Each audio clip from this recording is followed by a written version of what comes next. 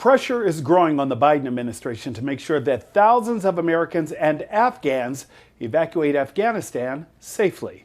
Madeline Rivera is in Washington with the latest on the rescue operations and the political fallout President Biden faces over his decision to withdraw troops.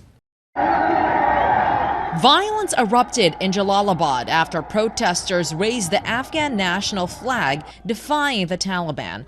Several people were reportedly killed and more than a dozen hurt after the Taliban fired into the air and beat some of the crowd with sticks. Meanwhile, in Kabul, the Taliban are controlling checkpoints, which people must pass through in order to get around the city, making access to the airport difficult.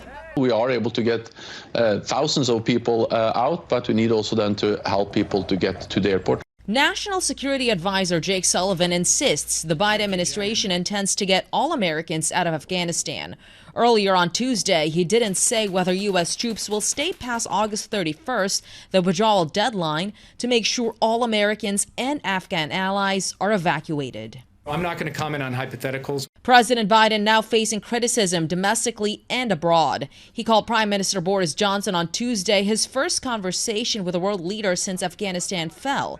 The two are planning to hold a virtual G7 leaders meeting next week about the crisis, as lawmakers on Capitol Hill pledge to investigate U.S. withdrawal.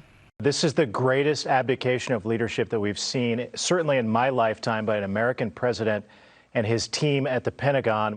The Biden administration is holding the Taliban to its promise of providing safe passage for civilians heading to the airport, but the violent demonstrations on Wednesday are likely to increase skepticism about the group's leadership. In Washington, Madeline Rivera, Fox News.